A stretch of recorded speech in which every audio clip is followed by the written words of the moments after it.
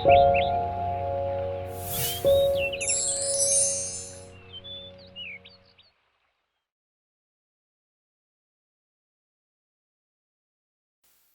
오늘 우리 교회 기쁘고 감사한 창립 기념주일 맞아 예배 드리는데, 이렇게 이 자리에서 또 온라인으로 함께 예배 드리시는 분들 함께함에 감사하고, 주님께서 이렇게 함께 되게 하시며 인도해 가시는 은혜의 역사에 참으로 감사드립니다.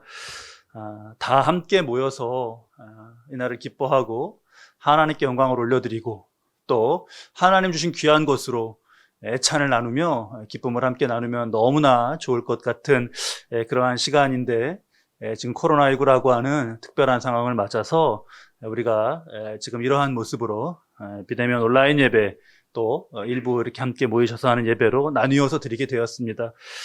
이 가운데에도 하나님의 은혜의 역사가 있고 또 하나님의 뜻이 있으신 줄로 믿고, 시간 더욱 감사드리는 마음으로, 진정으로 우리의 마음이 하나님께 드려지는 그런 예배가 드려지길 바랍니다. 하나님의 말씀, 오늘 창세기 15장 1절로 11절 말씀을 솔개를 쫓았더라 라는 제목으로 증거할 때 하나님의 큰 은혜가 저와 여러분 모두에게 풍성하시길 바랍니다. 교회에서는 가끔 그 퀴즈 대회를 합니다. 퀴즈 대회를. 성경은 생각해보면 그런 것 같습니다. 성경에서 문제를 낼 때 정말 한번 어렵게 내자고 하면 누구도 맞출 수 없게 그렇게 낼 수도 있고, 또 쉽게 내자고 하면 누구나 맞출 수 있게도 낼 수 있는 게 성경인 것 같습니다. 여러분 한번 맞춰보셔요. 함, 노아의 세 아들 중에 함이 있죠. 함의 둘째 아들은 누구일까요? 이렇게 내면 맞추기 힘듭니다. 미스라임이라는 이름입니다. 미스라임. 더 어렵게 한번 가볼까요? 미스라임은 7 아들을 낳았는데 7 아들의 이름을 쓰시오. 이렇게 내면 아마 성경 박사도 이건 못 씁니다. 성경 박사도. 7명이 누구냐 하면 루딤, 아나밈, 르바빔, 납두힘, 바드루심, 가슬루힘, 갑도림입니다. 제가 지금 이렇게 읽으면서 한두 글자를 틀리게 읽었다고 하더라도 아마 잘 이것을 우리가 알기 힘들 겁니다. 반대로 쉬운 문제가 있습니다. 예를 들면 믿음의 조상은 누구인가요? 그러면 우리가 아브라함 이렇게 대답할 수 있습니다. 아브라함의 아들은 누구인가요? 이삭 이렇게 대답할 수 있습니다. 이삭을 낳기 전에 그 본처가 아닌 하갈에게서 낳은 이스마엘을 얻었다는 것도 우리가 알고 있죠. 이렇게 우리가 아브라함은 성경 퀴즈 문제 가운데 쉬운 문제로 내고 하는데, 비교적 잘 알고 있다고 생각하는 아브라함, 그런데 정말 우리는 이 아브라함을 잘 알고 있을까 한번 생각해 보면 좋겠습니다. 제가 어느 퀴즈 대회에서 그런 문제 내는 걸 봤습니다. 아브라함은 몇 명의 아들을 두었나? 이게 문제예요. 답을 이제 이스마엘과 이삭 이렇게 두 아들이라고 한 사람이 많고, 또 근데 그 2명이다 그렇게 이스마엘과 이삭이다 하니까 맞았다고 이렇게 그 문제가 넘어가는 걸 봤습니다. 근데 아니에요. 아브라함에게는 아들이 더 많이 있습니다. 아닌데 분명히 하나님이 너 독자 이삭을 바치라고 했고, 그러면 독자 이삭이고 그 전에 이스마엘 있으면 2명이 맞는데요 라고 물으시기도 하는데, 아브라함은 그 후에 그두라라고 하는 그 후처를 얻었고 6명의 아들을 더 낳았습니다. 그래서 아브라함의 아들은 총 8명이에요.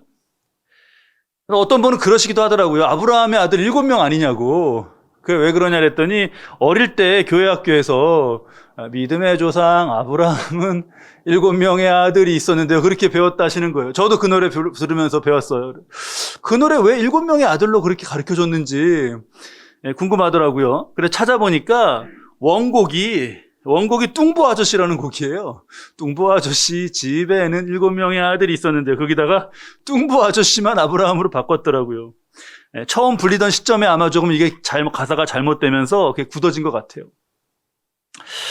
믿음의 조상 아브라함 이렇게 우리가 부르며 이름을 잘 알기에 우리가 아브라함을 잘 안다고 그렇게 생각을 하는데, 근데 그런 것만이 아닙니다. 그런 것만도 아니에요. 그가 믿음의 조상이라고 불리게 된 여러분 그 이유가 무엇일까요? 이유가. 우리 몇 주 전에, 이제 몇 주 벌써 되었네요. 에셀나무라는 제목으로 말씀 나눌 때 아브라함에 대해서 나누었습니다. 말씀 잘 기억하시죠? 네. 사람들이 바벨탑을 쌓고 사람이 왕이 되고 사람이 주인인 그런 나라들을 만들자 하나님이 그걸 허무시고 갈대아 우르에서 아브라함을 가나안으로 부르셔서 하나님이 왕이신 그런 나라를 만들어 가십니다.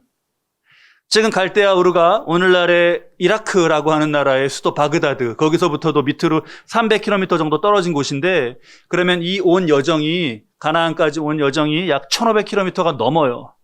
그걸 아브라함이 순종해서 나아갔습니다. 그런데 그런 아브라함이지만 가나안에서 살면서는 믿음의 조상이라고 하기에는 맞지 않는 그러한 모습도 많이 있습니다. 대표적인 것이 아내 사례를 2번이나 누이로 속인 사건이죠.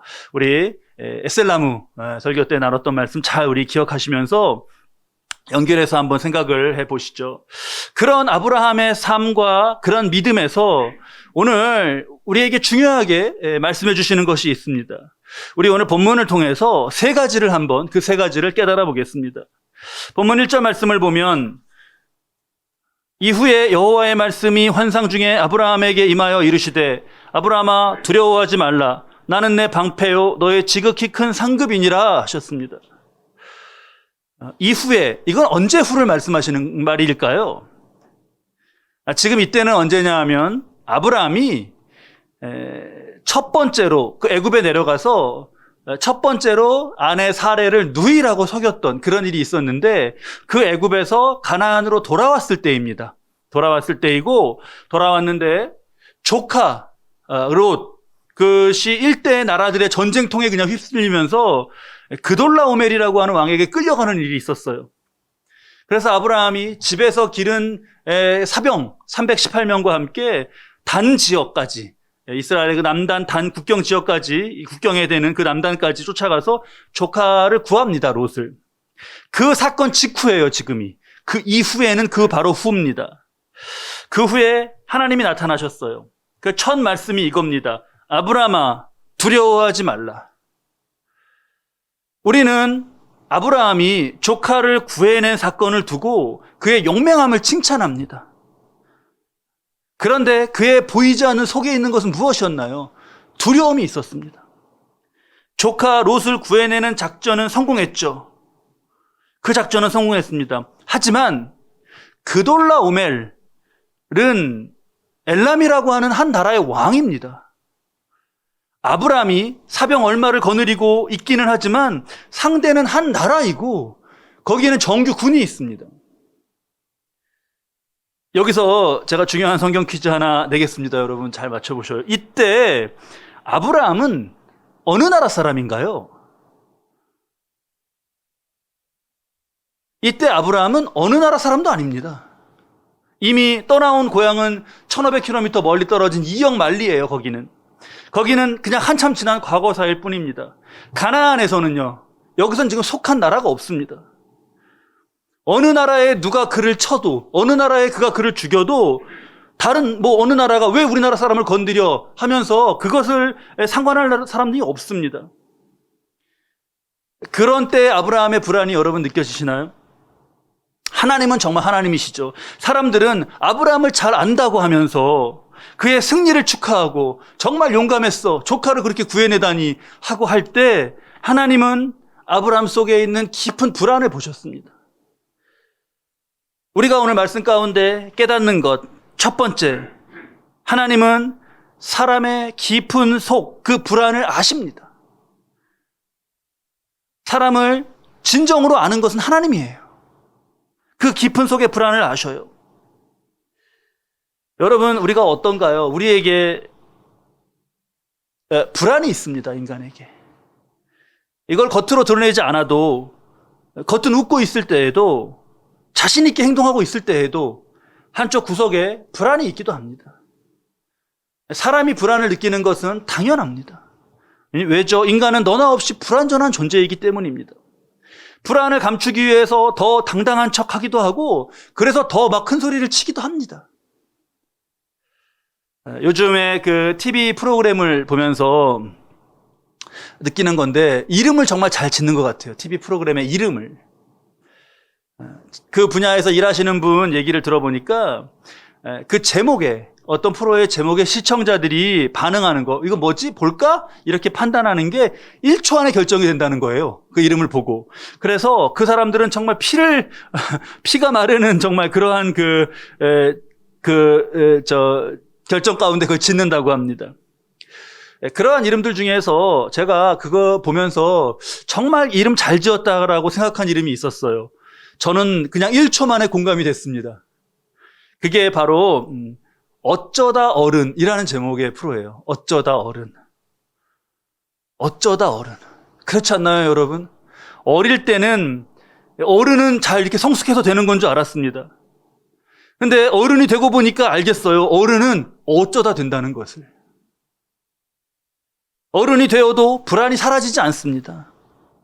아니 어쩌면 세상 모르고 그냥 철부지로 살 때 그때는 불안을 더 몰랐는데 세상을 더 알고 인생을 좀 더 깊이 알아가면서 그것이 생겨납니다. 그런 우리의 감추어진 불안을 하나님이 아신다라는 것이 우리에게 큰 위로가 되시기 바랍니다. 불안을 아신 하나님이 뭘 하시나요? 왜 네가 불안해하고 있냐? 너는 지금 다른 사람이야. 너는 지금 믿음의 조상이 될 사람이 아니냐? 라고 다그치지 않으십니다. 그런 우리의 연약함, 부족함을 하나님은 어떻게 하시냐? 당신이 채우십니다. 내가 너의 방패가 되어주겠다 하셔요. 내가 너의 방패가 되어주겠다. 우리 말씀 나누는 저 여러분, 이 불안을요, 다른 것으로 해소하려고 하지 않기 바랍니다. 다른 것으로. 하나님이라는 방패 뒤에서 살아갈 수 있기 바라요. 하나님이 앞에 계시고 하나님을 따라가는 것, 그게 지혜입니다. 하나님은 사랑하는 자녀의 방패가 되어주시죠. 그런 방패를 뒤에 메고 그냥 자기 몸으로 나아가는 사람, 그 어리석은 모습 아닙니까? 하나님의 인도하심을 찾고 하나님의 인도하심이 뭔가 그 뒤를 따라가고 하나님의 말씀을 찾고 하나님의 말씀이 뭔가 그 뒤를 따라가고 하는 것, 그게 하나님을 방패로 삼아서 안전하게 살아가는 제일 안전한 삶입니다. 만약에 우리의 인간이 하나님의 말씀, 하나님의 창조 질서, 그걸 잘 정말 따라서 그걸 앞에 두고 살아갔다면, 그랬다면 지금 이러한 코로나19와 같이 이렇게 정말 위험하고 이렇게 온 세계가 불안해하는 이런 일은 일어나지 않았을 겁니다. 자, 첫 번째 것을 잘 깨닫고 하나님은 우리의 불안을 아신다. 깊은 곳을 아신다는 걸 깨닫고, 두 번째로 깨닫고자 하는 것은 그런 하나님께 묻는 아브라함의 질문에 담겨 있습니다. 이 물음에서 아브라함의 내면에 어떤 것이 가장 큰 그 불안의 실체가 무엇 때문에 지금 불안해하고 있는지가 드러납니다. 바로 그게 후손 때문이었어요. 후손. 하나님께 그것을 말씀드리죠. 우리 2절 말씀 함께 한번 읽으실까요? 15장 2절 말씀. 아브라함이 이르되 주 여호와여 무엇을 내게 주시려 하나이까? 나는 자식이 없사오니 나의 상속자는 이 다메섹 사람 엘리에셀이니이다. 자, 하나님 무엇을 내게 주시려 하나이까? 나는 자식이 없사오니 했습니다. 이 말에요, 아브라함의 간절함이 담겨 있어요. 그것이 지금 2절에서 나는 자식이 없사오니에서 나에서 나는 하나님, 저는 나는이라고 말한 것이, 그것이 1절에서 하나님께서 아브라함아 두려워하지 마라, 나는 내 방패요라고 한 그 나는과 같은 단어입니다. 그 아노키라는 단어인데, 하나님이요, 이거 히브리어로 읽으면 아노키 마겐라크, 나는 너의 방패다 라고 하신 말씀에서 그 아노키, 나는, 그것을 똑같은 용어로 아브라함이 쓰면서 왜 아노키 홀레크 아리리, 직역하면 그리고 나는, 하나님은 그러신데 나는 자식이 없이 가고 있습니다. 그런 말이 돼요. 히브리어 표현상 자신의 불안을 가장 간절한 형태로 강조하는, 그러면서 구하는 그런 어법입니다. 지금 자식이 없다, 나는 자식이 없습니다 라는 의미의 그 말이 아리리라는 단어인데, 아리리, 이게 벌거벗다라는 의미를 가지고 있어요. 하나님은 방패라고 하실 때 정말 아브라함은 그 뒤에서 자신이 보호를 받고 있으나 벌거벗고 있다라고 표현한 것이에요. 그러니까 그 불안이 얼마나 함축적으로 이 표현 가운데 담겨 있습니까? 자, 아브라함의 이 모습 가운데에서 불안은 어떻게 표출되어야 하는지에 대한 중요한 모범을 우리가 볼 수 있습니다. 사람들은 불안할 때 원망을 해요. 엉뚱한 대상을 향해서 공격적이 되기도 합니다. 그건 잘못된 출구예요. 우리네 삶을 한번 보면 불안이 제대로 된 출구 방향을 찾지 못해서 엉뚱한 사람에게 분출이 되면서 얼마나 많은 다툼과 상처가 거기서 생겨나고 있습니까? 특히 가정에서 자신이 편하다고 생각하는 대상에게 그것을 쏟아낼 때가 많습니다. 가장 소중한 대상인데 화풀이의 대상, 말 또는 심지어 어떤 물리적인 폭력의 대상이 되기도 해요. 아브라함이 지금 이 불안을 원망으로, 만약에 공격적인 모습으로 쏟아내서 할 대상을 주변에서 찾는다고 하면 그게 누가 될까요? 사레입니다, 사레. 지금 본토 친척 아비집 떠나와서 뭐 속한 나라도 없고요. 조카 롯 그냥 있고 사레하고 자기 있는 거예요. 그러면 두 사람이 싸우게 되기는 거겠죠. 그러면 그렇게 두 사람이 싸우면 이 문제가 해결이 되나요? 두 사람이 싸운다고 이 문제가 해결이 안 됩니다. 말씀은요, 우리가 불안을 가지고 살아가는 우리가 가야 할 길을 가르쳐주고 계세요. 이 불안이 사탄이 타는 그런 틈이 되어서는 안 됩니다. 불안이 표출되어야 할 방향은 그 불안을 궁극적으로 해결하실 수 있는 분이어야 돼요. 표출되는 방법은 뭔가요? 그것의 해결을 구하는 기도죠, 그것이. 이것이 신앙의 정석이라고 할 수 있겠습니다. 두 번째로 깨닫는 것, 불안은 원망이 아니라 자신의 곤고함이나 자신의 그 불안함을 그대로 드러내 드리는 기도, 그것으로서 하나님께로 향해져야 한다라는 것이에요. 결국 해결은 하나님의 차원에서 이루어져야 합니다. 그것이 4절에서 하나님이 이 문제에서는 어떻게 하시나요? 우리 4절 말씀 함께 읽으시죠. 여호와의 말씀이 그에게 임하여 이르시되 그 사람이 내 상속자가 아니라 내 몸에서 날짜가 내 상속자가 되리라 하시고 하셨습니다. 엘리에셀이 너의 상속자가 아니다. 내 몸에서 날짜가 너의 상속자다라는 하나님의 대답이세요. 자, 이 하나님의 해결을 오늘 보면서 그 중에서 그 한 가지 우리 세 번째로 찾고자 하는 거에 초점을 여기다 좀 맞추고자 합니다. 하나님의 해결의 방법을 말씀해 주셨는데 이 해결이 언제 이루어지나요? 언제? 아브라함이 100세에 이삭을 낳습니다. 지금 아브라함은 몇 살이죠? 지금? 아브라함이 갈대아 우르에서 부름받아서 올 때가 75세였습니다. 그리고 가나안에 와서 애굽도 피난도 가고 몇 년을 보내고 난 시간이니까 약 80세 무렵이에요. 그럼 이때로부터 이삭을 낳기까지 20년을 기다리는 겁니다. 기다리면서 사레가 하나님이 허락을 하지 않으시는 거 아니냐 하면서 하가를 들여서 이스마엘을 얻기도 했죠. 이스마엘을 얻었을 때 나이가 아브라함 86세였습니다. 그런데 이스마엘을 상속자로 여기지 않았어요. 현실의 상황은 그래야만 되는 상황이지만 아브라함은 약속의 성취를 믿고 기다렸습니다. 상황은 점점 안 좋아지죠. 75세 때 하고 80세 때 하고 85세 때 하고 90세 하고 그 노화되어 가는 것을 우리가 보면서 알지 않습니까? 그런데 그것이 아니라 약속의 성취를 인내하며 기다립니다. 첫 번째, 하나님은 우리의 불안을 아십니다. 두 번째, 불안은 원망이 아니라 기도로 하나님께 향해져야 됩니다. 세 번째, 하나님의 해결은 인내하며 기다려야 되는 거예요. 우리가 적어도 아브라함을 믿음의 조상이라, 나의 믿음의 조상은 아브라함이라고 할 때 그 믿음의 많은 부분은 지금 이와 같은 인내입니다. 하나님의 일하심을 따라가는 인간의 순종, 그 많은 부분은 인내예요. 이것을 한번 다른 방향에서 조금 접근해 보겠습니다. 인내에 대한 말씀 우리 많이 나누게 되는데 이런 각도에서 한번 새롭게 접근해 보고 새롭게 깨달아 보는 게 우리에게 큰 유익이 될 것 같아요. 악한 영은요, 인간을 인내하지 못하도록 합니다. 인내하지 못하도록. 여러분, 무당들이나 점쟁이들이 하는 말 중에서 어떤 말이 있나요? 무당, 점쟁이들이 잘 하는 말이 있습니다. 그게 무슨 말이냐면, 딱 보면 안 돼요. 딱 보면 안 돼요.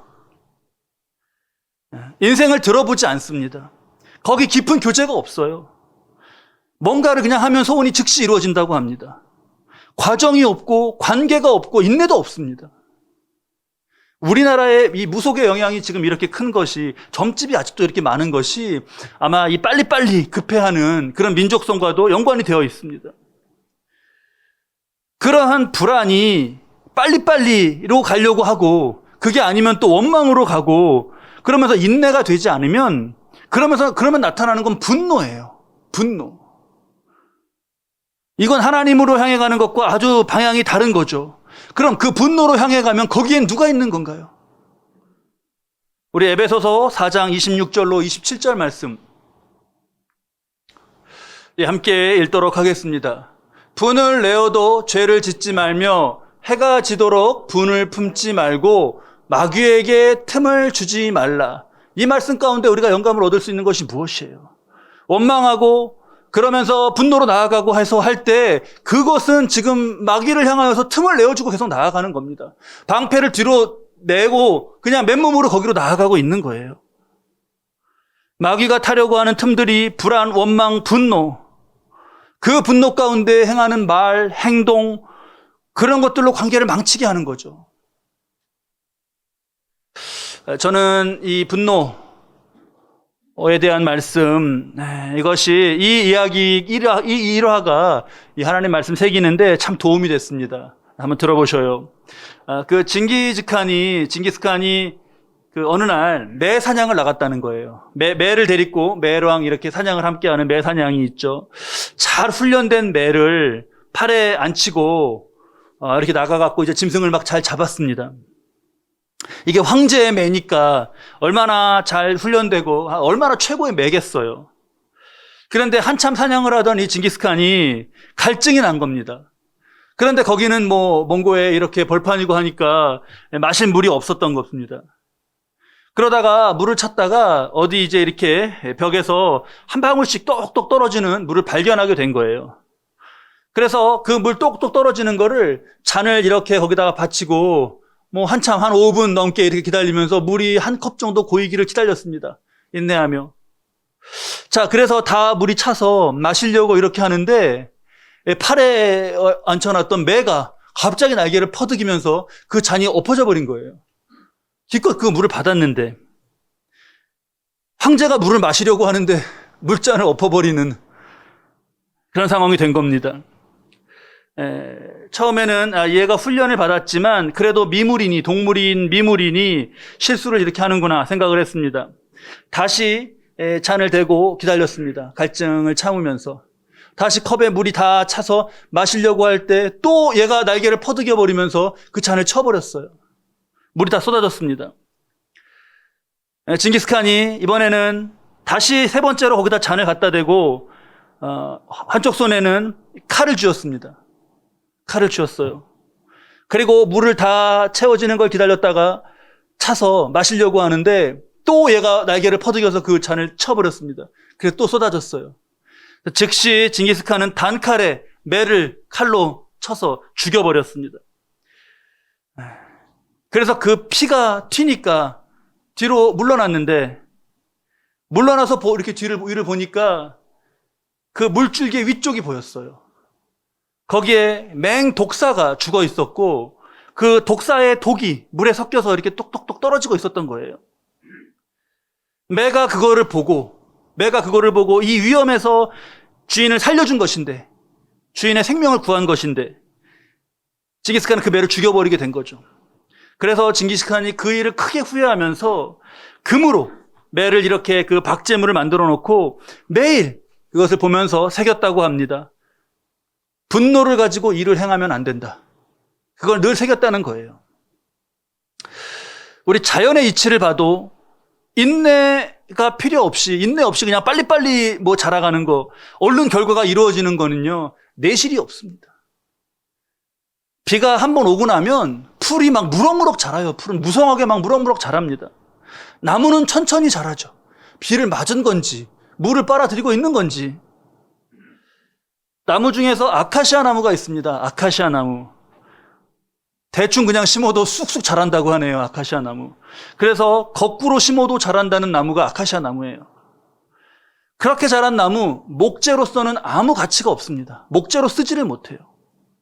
유일하게 쓰는 용도가 한 가지 있는데 그게 혹시 뭔지 아셔요? 아카시아 나무? 이쑤시개 만드는 용도로 쓴다고 하네요.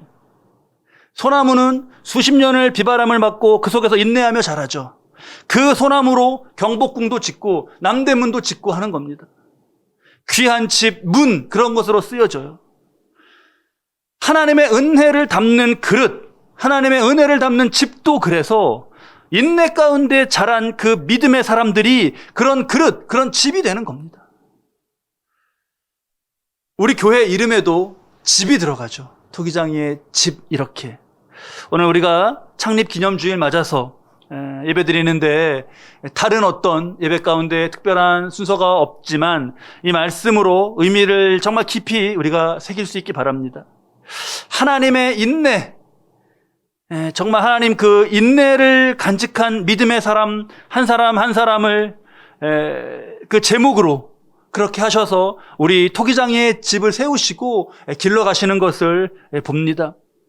더욱 자라가서 기둥, 대들보 더 정말 커지고 더 든든해지는 그런 교회가 되고 거기에 하나님 부으시는 은혜를 정말 우리가 풍성히 다 담을 수 있기를 바랍니다.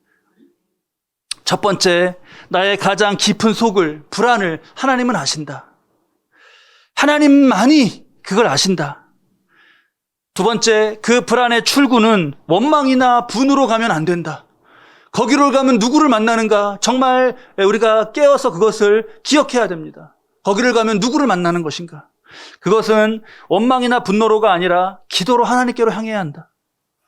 세 번째, 하나님의 일하심의 결과, 그 기도 가운데 하나님의 일하심의 결과를 기다리며 인내를 간직한 믿음으로 자랄 때 큰 은혜를 담을 수 있다. 이것을 우리가 꼭 기억하실 수 있기 바랍니다. 이 모습을 오늘 말씀 속에 아브라함의 마지막 모습으로 새기며 기억하겠습니다. 6절 말씀을 보면 아브라함이 여호와를 믿으니 여호와께서 이를 그의 의로 여기셨습니다. 지금 이제 이 아브라함의 마음 속에는 불안이 아니라 믿음이 있는 것이죠. 우리 안 권사님 대표기도 하시면서 염려의 자리에 하나님의 말씀이 자리하게 하소서 그렇게 기도하셨는데 너무나 참 와닿았어요.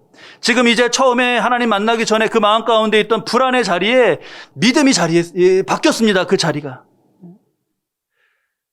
그것을 하나님 의로 여기셨어요. 그러시면서 이 땅을 너에게 주어서 소유를 삼게 하겠다라고 하시는 큰 은혜를 말씀하십니다. 아브라함의 인내의 믿음으로 아브라함을 기르시면서 거기 담으시는 복은, 아브라함의 복은 이것이었어요. 자, 아브라함이 이 약속의 성취가 어떻게 될 것인가 그걸 확증해 달라고 구하죠. 그래서 하나님은 암소, 암염소, 순양, 산비둘기, 집비둘기로 제사를 드리라십니다. 아브라함은 그것을 순종하여서 가져다 놓고 중간을 쪼개어 둡니다. 그리고 그는 거기서 기다리죠. 이제 이 제물, 하나님께 드려진 제물 위에서 하나님 어떠한 일을 하실까 기다립니다. 거기에 순종의 자세가 있고 기다림의 모습과 인내의 믿음의 모습이 있습니다. 그러면서 마지막 11절에 솔개가 그 사체 위에 내릴 때에는 아브라함이 쫓았더라 했습니다. 솔개가 그 사체 위에 내릴 때에는 아브라함이 쫓았더라. 하나님께 드리는 예배, 자신의 믿음이 담긴 그 예배와 기도와 이것이 온전한 것이 되도록 그것을 지키는 것이죠. 그것을 망치게 하려는 설계가 날아옵니다. 그걸 쫓으면서 지키고 있는 거예요. 이것을 우리가 정말 중요한 우리의 자세로 말씀을 잘 새기는 하나의 정말 중요한 모습으로 우리가 기억할 수 있기 바랍니다. 하나님의 일하심을 기다리면서 하나님과의 관계를 회방하는 것을 쫓으면서 온전한 믿음, 인내가 드려지도록 깨어있는 그런 모습 말입니다. 오늘 말씀 나눈 저와 여러분, 분명 우리가 설계를 쫓는 그런 깨어있음, 기다림, 인내, 그것이 우리 믿음 안에 있을 때 하나님은 우리 삶에 복을 주시고 정말 하나님의 자녀에게 하신 약속을 성취해 가시는 그 역사가 있을 것이고, 우리는 인내의 믿음 가운데 그것을 잘 담는 그릇이 되어져 갈 것입니다. 설계를 쫓아내는 이 아브라함의 모습을 통하여서 이것을 기억하며 우리의 모습이, 우리의 삶의 자세가 이와 같기를 우리 주님의 이름으로 축원합니다.